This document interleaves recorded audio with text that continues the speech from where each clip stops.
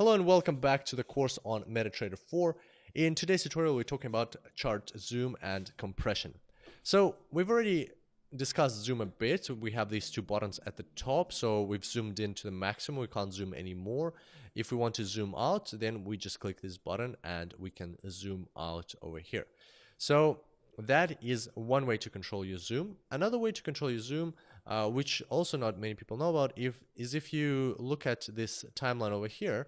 Once you put your mouse over it, you can see these two arrows up here under your mouse, and that means that you can zoom in and zoom out. So just hold down the left mouse button and either drag to the left, that will zoom out, or drag to the right, that will zoom in. So there you go. So now we've zoomed into the maximum, and now we're zooming out, and that's the zoom out to the maximum. So that's a quick way to control your zoom without having to press these buttons, but basically the effect is exactly the same. And chart compression allows you to compress your chart vertically. So right now our chart is not compressed at all, but what we can do is we can put our mouse over the vertical axis over here and hold down the left mouse button and drag down. That'll compress your bars. And this can be convenient if you have some markups and you can't see them. So let's have an example of that, and I'll show you when you use compression. So let's zoom out, right?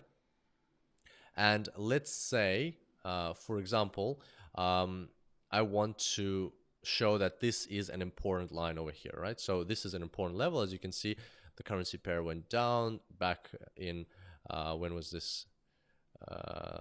This was in 16th of October. So once again, I'll show you how to work with the crosshairs in a bit. So in 16th of October or 15th to 19th of October, the currency pair went down here. It hit this level, then it hit the level again, then it bounced off the level, then it bounced off the level again. So this is an important level, and we want to highlight that, right? So in order to do that, we'll add a horizontal line, and we'll talk about adding lines and other markup tools to your charts further down in the course. But for now, I'll just show you how to add a horizontal line. So just click this button over here, draw a horizontal line. If you then press under, you will add the horizontal line, and as you can see, it's nicely positioned. So it's showing you that the price did bounce off this line at least 3 times.